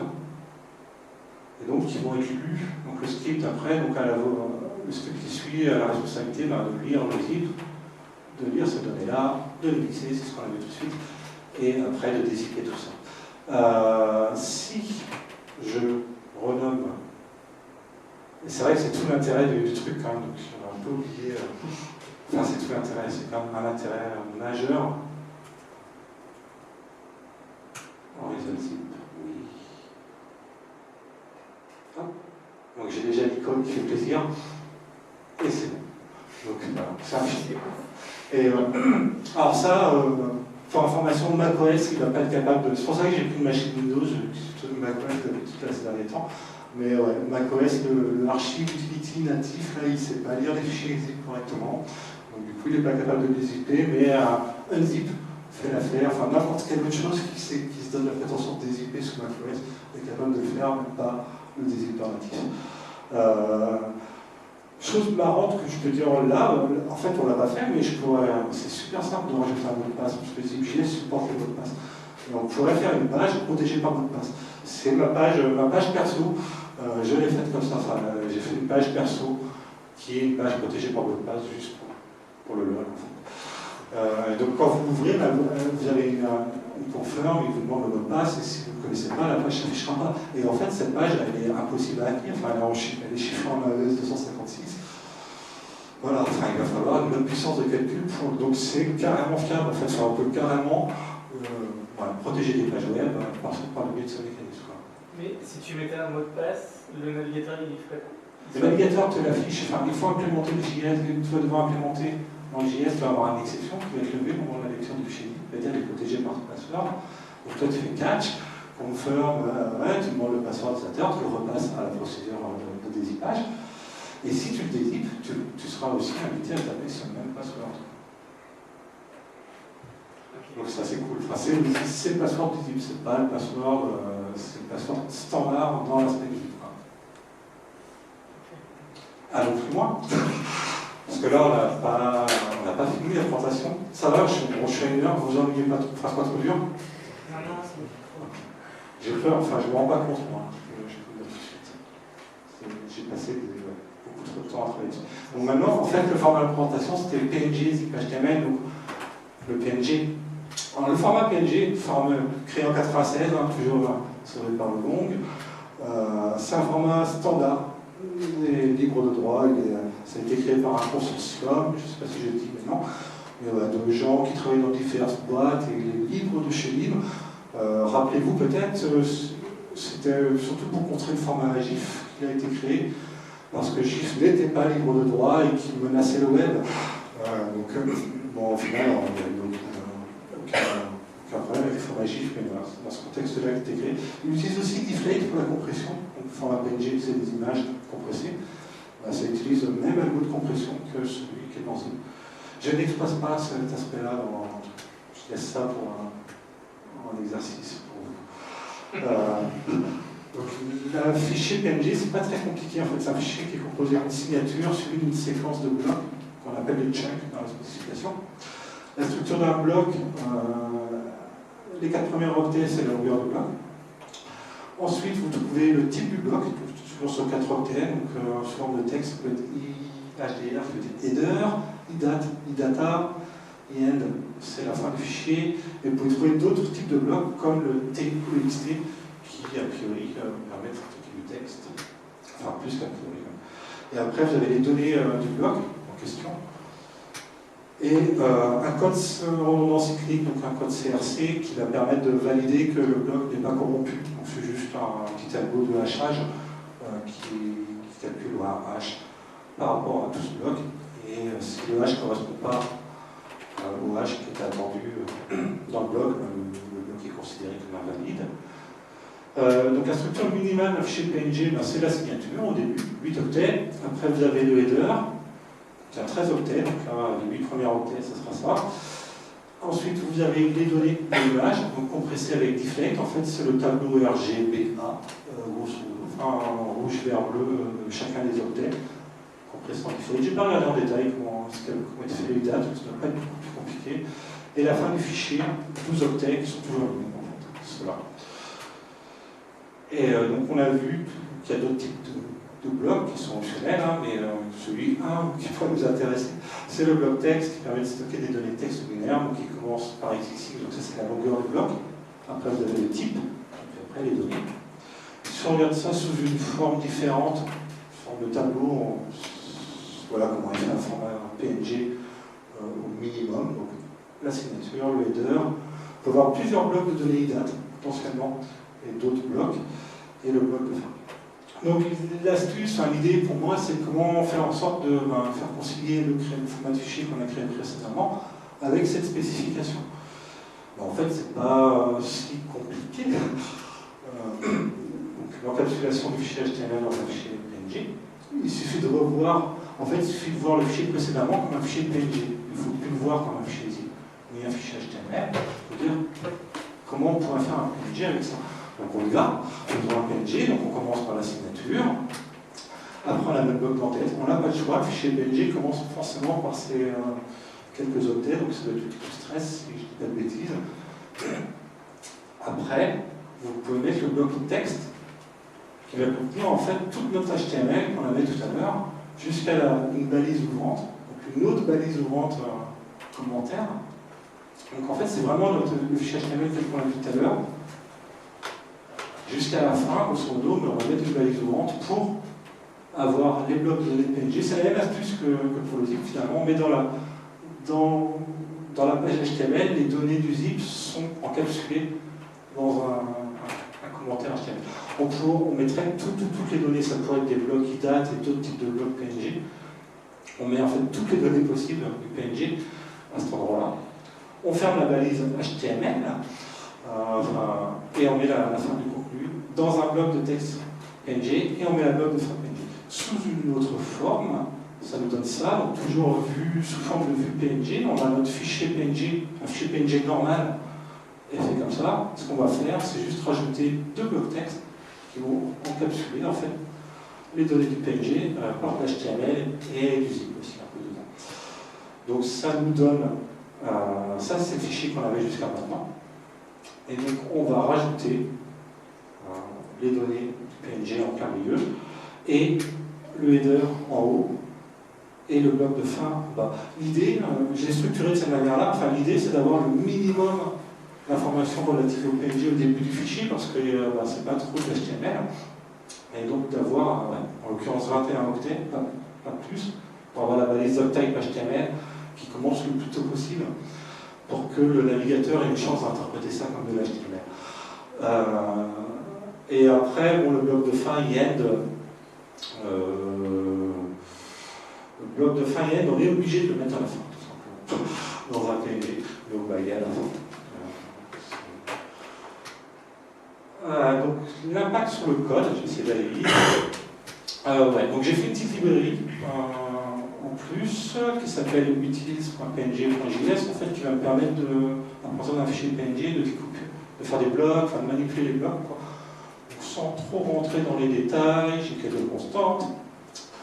La table CRC32 qui va me permettre de calculer le hash de données. Donc ça me permet de récupérer le header data. Donc je passe en paramètre un PNG, une image, sous forme de tableau d'octet. Et cette fonction va me retourner le bloc IHD. Et la signature, excusez-moi. Donc tous les premiers octets du fichier, les 23 premiers octets du fichier. Après, j'ai d'autres fonctions qui permettent de récupérer tout ce qui est data, en fait, tout ce qui est dans le PNG, donc des blocs qui datent ou des blocs autres. Donc j'ai appelé ça getDataChunks. Et une autre fonction qui récupère la fin du PNG. Donc c'est juste les 8 derniers octets, si je ne dis pas de bêtises. Une fonction qui permet de créer un bloc texte, parce qu'on va en avoir besoin. On va créer notre propre fichier PNG qui va contenir des blocs texte. Donc on a besoin d'une fonction qui crée ces blocs texte. C'est pas très compliqué, c'est juste, c'est ce que je vous expliquais en introduction de la spécification PNG. Donc on a des données qu'on met dans un tableau d'octets, et ensuite on calcule le CRC32 et on retourne tout ça en sortie de fonction. J'ai fait une autre fonction qui va être pratique par la suite, mais c'est un détail, mais c'est une fonction qui va nous permettre de récupérer l'offset de notre première entrée dans le fichier zip. Vous savez, le fichier zip. Et en fait, ça commence à devenir compliqué sur notre fichier, donc il vaut mieux avoir une fonction qui permet de calculer, qui nous aide à calculer, parce que la fonction de génération sur laquelle on va arriver tout de suite. Donc le template, comme on l'a vu tout à l'heure dans les slides, la nouveauté, c'est rien en fait. Ah si, bien sûr, c'est le PNG image DataChunks ici. Le header, le début du PNG, la fin n'est pas dans le template, parce que c'est pas du tout de l'HTML. Donc, la fonction qui... Alors ici, oui, donc on récupère l'image. En fait, l'idée, là, c'est de mettre une image en plus, de faire en sorte que notre fichier soit compatible ZIP, HTML et aussi une image. Donc cette image, on la lit. Et on récupère les différentes parties qui nous intéressent, donc le header, la signature, plus le bloc IHDR. Donc ça va être le début de notre fichier. On transforme ça sous forme de... Ah oui, non. Ensuite, ensuite c'est le début du fichier HTML. Donc on fait un bloc texte dans notre fichier PNG. Vous savez, vous avez le bloc texte qui va contenir tout l'HTML jusqu'aux données du PNG, donc les blocs IDAT. En fait, il contient le zip, le premier partie HTML, et ensuite on recalcule l'offset de notre première entrée dans le fichier, donc en appelant la fonction que je vous ai montrée juste précédemment, parce que ça décale la première entrée dans le fichier zip, forcément, puisqu'on a un peu de PNG. Et ensuite, on concatène tout ça. C'est pas très compliqué. C'est juste de l'encodage et la même chose que tout à l'heure, en fait. La nouveauté, elle est là. Le getTrailerChunk et finalement la partie header. Donc, si on fait tout ça, alors je vais mettre un point d'arrêt, possiblement dans le code. On va l'exécuter. En fait, télécharger.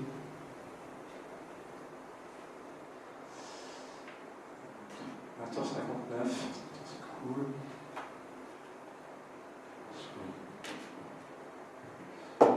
Voilà, donc une page HTML, pas très intéressant, mais par contre, donc j'ai c'est utile, j'ai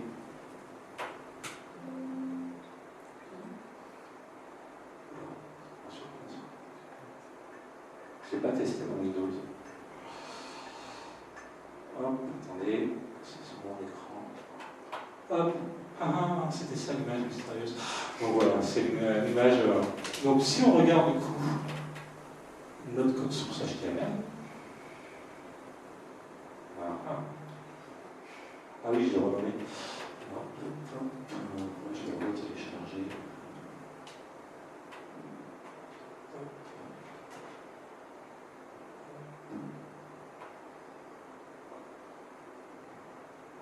Donc on a la différence par rapport à tout à l'heure, c'est que finalement on a l'entête PNG ici, qui n'est pas très joli dans notre HTML. Il faut reconnaître que l'HTML a pris un coup dans la... Voilà, il n'est pas très content le parseur, il fait ouais, je ne m'attendais pas trop à notre taille ici. Il fait ouais, effectivement, normalement il est au début. Ouais, il est un peu perdu, mais pas tant que ça finalement. C'est là qu'on voit la tolérance aux fautes. Donc le PNG, pour ceux qui ont l'œil, il doit être là. Ça, c'est nos données du PNG, c'est tout le bloc qui date. Ici, là, IHDR. Qu'est-ce que ça fait? Après, j'ai pris c'est pas le PNG, je l'ai pris tel quel. Enfin, je sais pas trop ce qu'il y a comme bloc dans le PNG en fait. J'ai vraiment pris un PNG un peu quelconque, entre guillemets, et je m'intéresse au header, au trailer. Oui, non, quelconque quoi. Juste pour le plaisir, PK. Si donc voilà, là c'est la fin des data PNG, et là c'est le début du zip. Tout simplement. Et après, on a la fin et le IN de PNG qui est à la fin de HTML, qui n'est pas bien gênant, enfin pareil, le parseur il fait rien à faire là, ben bon, il n'est pas. Donc c'est cool, ça marche. Sauf que, si on rafraîchit, j'ai bien un point d'arrêt un peu. Ce point d'arrêt qui vient de s'exécuter, il va me permettre de voir déjà que bon, la page n'est pas très jolie. Attends, il faut que je dirige 2 secondes. Oui, c'est ça. Donc on voit qu'il y a PNG, IHDR, et en fait c'est nos données. Là j'ai mis le point d'arrêt juste avant qu'on affiche la page HTML. Donc quelqu'un qui a un œil vraiment très aguerri pourrait voir ce contenu s'afficher pendant un très court laps de temps avant de voir la page réellement s'afficher. C'est pas super propre, donc on peut gérer ça, on peut enlever ces nœuds. En fait, si on regarde, donc là je me suis arrêté avant le dézippage, donc c'est intéressant, la vue HTML un peu, on voit ce que voit le browser à ce moment-là. Et ce qui est intéressant, c'est de voir en fait que ce qui était avant le doctype se retrouvait dans le body. Et pareil, pour la fin, ce qui était après la balise HTML s'est retrouvé aussi dans le body. C'est comme ça qu'un navigateur web consolide des données qu'il ne s'attend pas à trouver, en l'occurrence, avant l'HTML. Donc c'est assez facile de gérer ce cas de figure en particulier. En fait, il suffit juste, à cet endroit-là, dans le code, d'enlever les textes qui ne sont pas jolis. Donc c'est ce que je fais. J'ai fait une fonction cleanup PNG, elle regarde si on a la signature, grosso modo, et si on la trouve, on part du principe que elle est là, il faut l'enlever, et que le dernier child, c'est le trailer PNG, et donc on l'enlève aussi. Donc si on regarde peut-être ça, charger.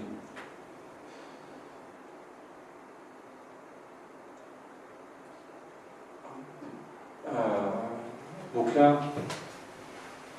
on est bon a priori. Moi j'ai toujours le point d'arrêt. Voilà, c'est plus propre. Par contre, on n'est toujours pas sorti d'affaire, mais on va bientôt s'en sortir. c'est que j'ai mis un deuxième point d'arrêt un peu plus tard. Ah, attendez, il faut que je vérifie. Je suis pas sûr de moi. Ah, c'est ça. Ça va. En fait, le deuxième point d'arrêt, j'ai affiché document compat mode que vous utilisez tous les jours et qui permet de savoir si une page web est affichée en mode compatible ou pas. Donc le mode compatible, c'est le mode d'interprétation standard d'une page web. Et le mode compat, là en fait, c'est ce qu'on appelait historiquement le Quirks mode. Donc là, je suis en Quirks mode, ça veut dire que je suis en train de, ma page, elle est interprétée comme dans IE4, dans les années 90, tout ça, enfin 2000. Il y a tout un ensemble de règles qui s'est appliqué là, qu'on ne voit pas malheureusement, que j'aurais dû en profiter, mais ça a des impacts sur le layouting des tableaux, sur le CSS, enfin ça n'a pas d'impact, ça a des impacts divers et variés sur le JS, sur l'HTML, sur le CSS. Et en fait, il ne faut surtout pas faire ça. Et ça, c'est dû au fait que ma page ne commence pas par le doctype. C'est pour ça qu'on met le doctype au début du fichier dans un fichier HTML, et que ce doctype doit être valide. C'est pour ne pas tomber en Quirks mode. Je vous remonte le code source, donc le doctype, ici, là, il aurait absolument dû être au début pour que ma page ne soit pas en Quirks mode. Et on a bien vu, enfin, je vous l'ai dit, le PNG m'impose, je n'ai pas le droit, je ne peux pas mettre le doctype au début, parce que mon PNG, il faut qu'il commence par un PNG. Donc, là-dessus, j'ai bloqué longtemps avant de trouver la solution, et je l'ai trouvé par hasard. Je sais pas, donc la solution, en fait là ce qu'on veut c'est remplacer le doctype, enfin on veut remplacer, on aimerait bien lui redonner le doctype, enfin lui dire au navigateur, voilà recommence, donc là c'était pas ça qu'on voulait faire. Donc l'affichage en mode Quirks, pour contrôler ça, en fait j'utilise tout simplement suspense, document open, document find, document close. Donc c'est assez... enfin voilà, moi j'aime bien Document Open, super cool comme API. Enfin, c'est l'API qu'on n'est plus vraiment censé utiliser normalement pour écrire du contenu HTML dans du DOM en règle générale, mais elle est toujours supportée et elle le sera toujours parce qu'il y a plein de scripts web qui l'utilisent encore de nos jours pour écrire des scripts dynamiquement. Les providers de pub adorent faire ça, mettre un script qui contient un document write, une balise de script. Je ne sais pas pourquoi ils font ça, mais ils le font. Et donc quand on fait ça, en fait, du coup là le doctype est interprété comme il faut. Enfin, ça veut dire que je peux changer mon doctype alors que la page est déjà affichée. C'est le seul moyen de changer son doctype alors que la page est déjà affichée. Et donc de faire comprendre que c'est une page standard, donc on va voir le résultat de l'exécution de ce code, je télécharge. Tac. J'ai mis un point d'arrêt, tout ça, ouais. Malheureusement la démo, j'aurais dû mettre un tableau, des choses qui plantent quand on est en Quirks mode. Donc là on est plus en Quirks mode, on est bien en compat, je crois que j'ai mis un point d'arrêt. Ouais. Donc c'est au même endroit que tout à l'heure. J'arrive plus ça, mais bref.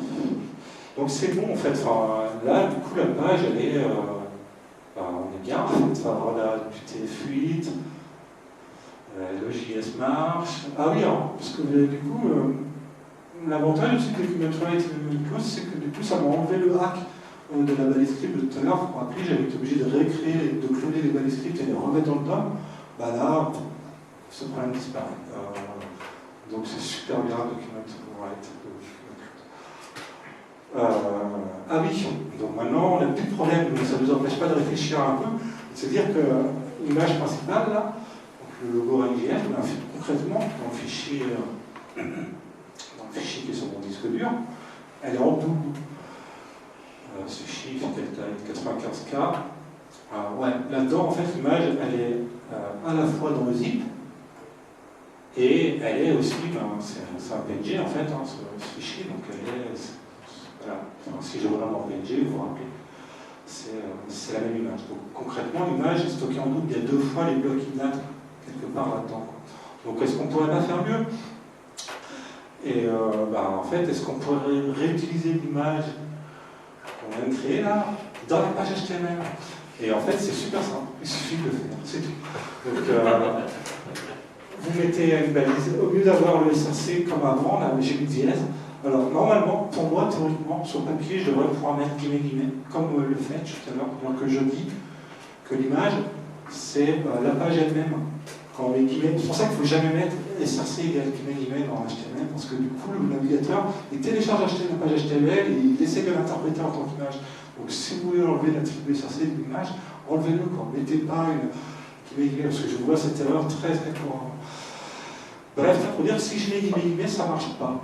Et en mettant dièse ou en mettant point d'interrogation, ça marche. Et j'ai pas creusé le problème. A priori, c'est des problèmes de cache. Alors que le navigateur se mélange les pinceaux parce qu'il voit ce même fichier sous forme de PNG et sous forme d'HTML. Donc voilà. Du coup, c'est pour ça qu'il y a dièse dans la SRC. On aurait pu mettre point d'interrogation. On aurait pu mettre dièse au toto et point d'interrogation toto. L'intérêt, c'est de surtout pas mettre l'URL pour que la page s'affiche elle-même, enfin pour que l'image se mette dans. Parce que je ne connais pas l'URL. Et ensuite, on l'enlève du zip. Donc là, elle n'est plus dans le zip. Dans le tableau, je l'ai enlevé du tableau de dépendance.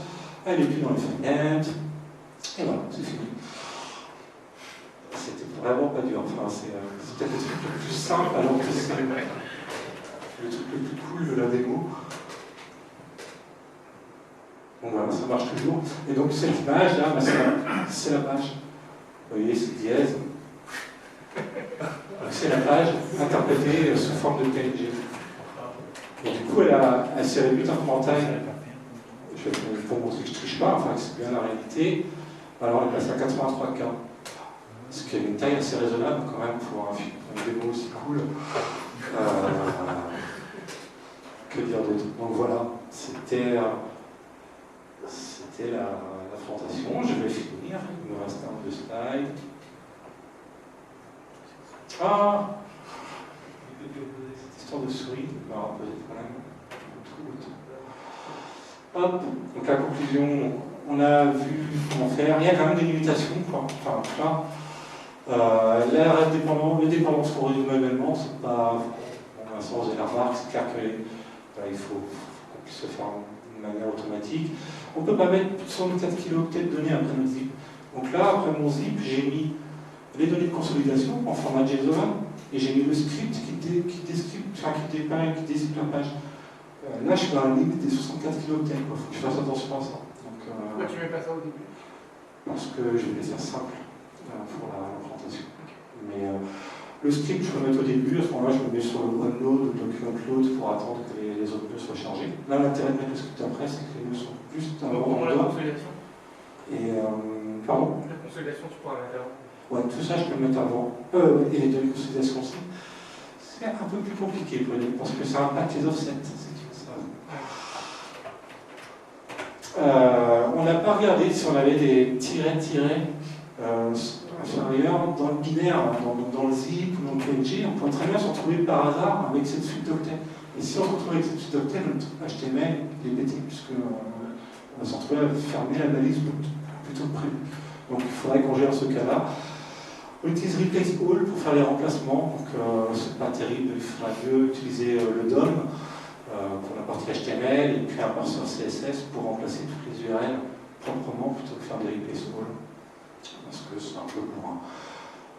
On pourrait rajouter une balise méta qui contiendrait la Content Security Policy qui permettrait de blinder la page, de dire elle n'a pas le droit de faire de requêtes HTTP et tout ça, pour bien s'assurer que la page n'a aucune dépendance avec le web. On n'a pas pris en charge les iframes. Enfin, quand tout le monde mettait les iframes dans la boucle, ça commence à devenir encore un peu plus compliqué. Et puis plein d'autres choses en fait. Juste pour votre information, donc j'ai inventé un format, mais en fait ça existait déjà, il y avait déjà des formats qui permettent un peu de résoudre cette problématique technique en règle générale, de sauvegarder des pages web dans un seul fichier, hormis l'aspect PNG. Donc il y a le MHTML, le WebBudget, j'aurais dû mettre ça en intro, je pense. Le WAR, QuackZ, MAF, donc c'est des formats alternatifs, mais c'est pas très comparable parce qu'il n'y a pas le PNG, le HTML. Est-ce que c'est dangereux? Je n'en sais rien.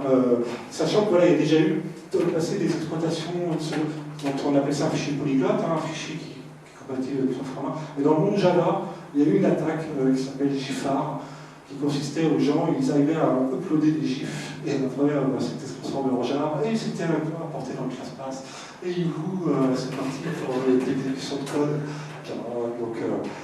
Donc là, c'est de la faute du loader Java et tout, enfin, c'est pas de la faute du format de fichier, quoi, mais en soi. Donc, normalement, ce qu'on vient de voir n'a rien de dangereux. Enfin, j'ai du mal à voir comment on peut exploiter ça, à part pour des fichiers, bien sûr. C'est un autre problème.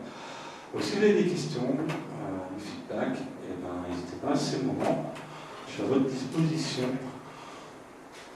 Vincent. Le fichier dans un client mail, non, je pourrais pas envoyer des trucs, cacher les données texte. Enfin, ça s'appelle un peu de la sténographie, un peu. Enfin, quand je l'envoie en PNG, ben, on ne sait pas que c'est, on sait pas qu'il y a de l'HTML. Quand on nous envoie un HTML, on ne sait pas forcément que c'est un PNG, et ainsi de suite. Enfin, mais normalement, là, dans les mails, il y a le name type qui fait foi. Normalement, le name type qui est associé à la pièce jointe dit comment doit être cette pièce jointe. Donc, ça ne devrait pas y avoir possibilité d'exploiter un file quelconque, tout ça. Peut-être que vous avez peut-être plus les images de la même manière de nos jours. Peut-être que cette image-là est peut-être un peu particulière. Et maintenant, enfin, je peux faire la petite cerise au gâteau, parce que c'est pas fini. Donc dans les documents, j'ai ma présentation. Donc comme vous vous en doutez, c'est un fichier HTML, zip, machin, c'est plus très original. Alors croyez-moi sur parole, c'est un fichier HTML, zip, PNG. Et c'est aussi un fichier PDF. Alors j'ai mis qu'un seul slide parce que Chrome n'arrive pas à générer le slide de l'implantation, il plante. Donc j'en ai mis qu'un. Mais c'est juste pour le POC, on va dire. Donc si on regarde, juste pour montrer un peu la tronche du fichier. Maintenant vous n'avez plus peur de voir de l'HTML, c'est vraiment pas beau. Hop. Donc en fait, là, le PDF, il est là. Et c'est pas très compliqué. Alors la spec PDF, elle est assez cool. Elle dit que ça, en fait, le PDF doit être dans les 1024 premiers octets du fichier. Donc il y a moyen, je peux encore faire des trucs. J'ai quand même là, j'ai pas d'octets à ma disposition où je suis sûr que je peux mettre des heures quelconques. Donc à vous de trouver un format de fichier un autre format de fichier comme ça, un peu cool, comme ça, qui soit lu par la fin, ou soit qui tolère qu'on mette un certain nombre d'octets devant, comme l'HTML ou le PDF. Quoi. Le PNG, c'est le format le plus strict de l'histoire. Juste pour conclure dans cette histoire, donc le fichier que j'ai créé, donc celui-là par exemple, c'est un vrai fichier PNG, c'est un vrai fichier zip, et c'est un vrai fichier PDF. Et que l'HTML, on voit bien que le doctype n'est pas au bon endroit et tout, on ne peut pas appeler ça un vrai fichier HTML. Mais dans les trois autres formats, respectent la spec à 100%. Voilà. D'autres questions éventuellement? Donc ouais, n'hésitez pas à vous inspirer de ce genre de technique pour...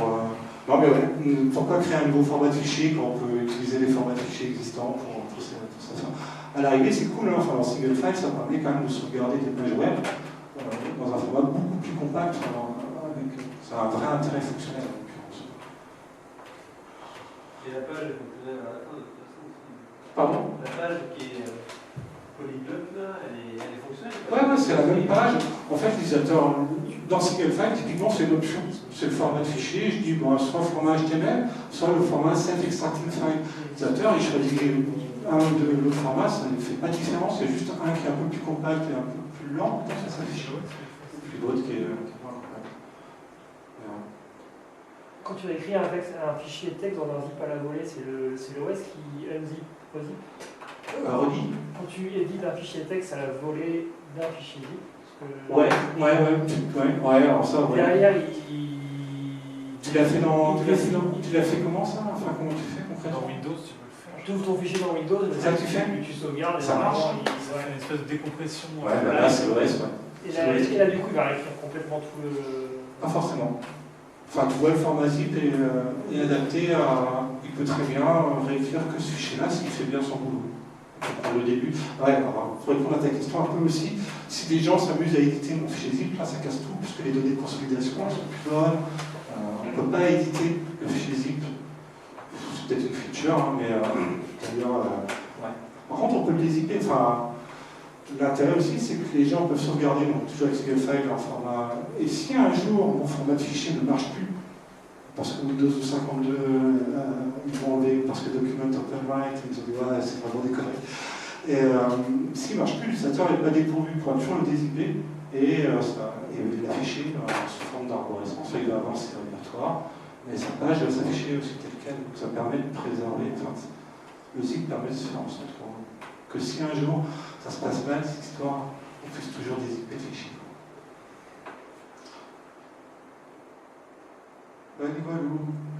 Juste une petite remarque sur le Quirks Mode. Ça veut dire que les navigateurs modernes sont un petit peu condamnés à avoir ce Quirks Mode en interne pendant encore des années pour supporter des vieux sites pourris. Ouais. Je sais pas, ouais, je peux savoir combien de sites sont encore en Quirks Mode aujourd'hui sur Internet. Je sais pas s'il y a des stats qui ont été faites là-dessus, mais je pense que ça doit être super faible. J'ai déjà eu besoin de forcer le mode via une base méta pour un intranet qui était fait avec des vieux trucs. Ouais, les intranets et tout. Mais ouais. Après, on n'est pas à l'abri d'un développeur qui fasse vraiment n'importe quoi. Je crois que quand on oublie DocType aujourd'hui, je suis pas sûr qu'on soit en Quirks Mode, il faudrait que je vérifie. Mais je pense que plus le temps va passer, ouais, plus ils abandonneront sûrement. Est-ce que tu as. Donc là, toute l'optime que tu as fait sur le fait d'aller lire le truc, c'est pour pouvoir supporter la lecture depuis le file system local. Ouais. Mais est-ce qu'on pourrait imaginer que tu fasses cette optimisation sur un site web qui est exposé sur un serveur web? Et est-ce que tu as déjà testé ça? Et ça a un impact positif sur le temps de chargement de la page? Dans le attends, de comparer le fetch. Donc imagine, donc là, ton fichier polyglotte, tu enlèves tout ce que tu as dû faire pour pouvoir supporter le fetch local. Parce que du coup, ça rajoute du temps d'exécution. Ça rajoute du temps d'exécution, mais vu que tout est chargé dans le même truc, est-ce que ça. On peut avoir ça comme une optime pour optimiser ton site internet? Je pense pas. Enfin, normalement, HTTP 3, enfin 2, fait déjà tout ce qu'il faut. Enfin, il devrait. La quantité de données qui devrait transiter, si je fais mon fichier sur HTML-zip, je le mets sur un serveur, je m'attends à ce que la quantité de données qui transite soit la même que la quantité de données qui transite. Ça sera une seule requête, mais normalement c'est plus un problème aujourd'hui qu'on fasse une seule ou plusieurs requêtes, enfin, vu qu'elles sont en parallèle et tout ça. Donc je sais pas, enfin, moi je trouve que ça fiche vite la citation. La présentation fait 3 mégas. Bon, en fait, le système, c'est cool en plus, il y a le hash, il supporte la pagination. Voilà, ça va assez vite. Enfin, le temps d'affichage, j'étais assez bluffé par les perfs en fait. Personnel du dézippage, en particulier dans Safari. Safari est une bête de course à ce jeu-là. Il adore mes fichiers, il les dézippe à une vitesse, mais 5 fois plus rapide que Chrome. Firefox et Chrome, ça sent bien. Tu as testé avec des sites web un peu gourmands Singlefile utilise ce truc, donc ouais, je teste, je peux sauvegarder Gmail, une page ou un dailymail.co.uk, un gros tabloïd, c'est pas possible, avec beaucoup de frais, beaucoup de trucs qui se grattent et tout, et ça marche bien. Il n'y a pas vraiment de problème, la difficulté c'est de l'implémenter, entre guillemets, c'est de se prendre la tête avec tout ça, mais sur le papier ça marche aussi.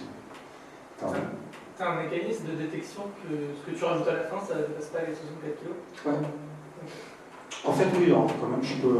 Si vous scannez le QR code, c'est l'URL du projet, et si on revient au début, ça c'est une présentation Revue.js en fait, qui a été bundlée sous forme d'HTML-zip PNG. Ah oui, il n'y a pas d'internet. Bon, qu'est-ce que je voulais vous montrer? Je vais vous dire qu'en fait, cette présentation, je l'ai bundlée avec Singlefile. Donc, mon extension, c'est aussi un outil en ligne de commande. Vous pouvez faire un npm install Singlefile, grosso modo. Et après, n'importe quel site web transformé en HTML, PNG, PDF. Ça supporte tout. Enfin, vous pouvez impressionner vos amis bonsoir. Ou pas. Bon, ça va, vous avez trouvé ça cool quand même? Enfin, C'est incroyable. parce que j'ai du mal à voir, hein, à titre personnel. Moi, j'ai trouvé ça super cool quand j'ai découvert ça. Mais maintenant, ouais, ça fait des années et tout, je suis blasé, entre guillemets, et du coup, je me rends pas compte si finalement c'est une bonne idée ou une mauvaise idée, si c'est intéressant ou pas. T'as un usage quotidien. J'ai un use case, ouais. Ouais. Et ça, c'est vrai que du coup, c'est pas bidon. Enfin, et les gens ne savent même pas que tout le bordel qu'il y a derrière. Ouais. À titre personnel, j'ai découvert l'extension il y a pas très longtemps, je la trouve super, j'utilise assez fréquemment pour sauvegarder une page web quelque part. Ça fait plus combien de temps qu'il existe l'extension 13 ans. Enfin, 14 même. Mais elle a évolué, enfin, elle a eu des hauts et des bas, enfin, elle a eu 3-4 premières années bien actives. Après, j'ai créé ma boîte, j'ai lancé mon SaaS. Et pendant 3-4 ans au moins, j'ai pas travaillé dessus. Et je suis revenu dessus quand je me suis rendu compte que sur Firefox, en fait, je pensais qu'il n'y avait plus besoin de mon extension. Chrome avait implémenté le HTML, ça avait l'air bien. Bon, je disais, finalement, il n'y a plus besoin, c'est fini. Et Firefox, à ce moment-là, plus ou moins, au moment où ils ont dit on va faire des extensions compatibles avec celles de Chrome, les web extensions, ils ont abandonné les vieilles extensions. Et donc, le format MAF, en l'occurrence, et le format HTML, qui étaient des formats qui permettaient de sauvegarder dans un seul fichier. Bref, ça pour dire que c'est là que je me suis rendu compte que l'intérêt de porter CDFI sur Firefox était pertinent. Donc je me suis remis dessus. Et là, je suis actif depuis 6-7 ans. Mais c'est cool, enfin, je veux dire, c'est un travail assez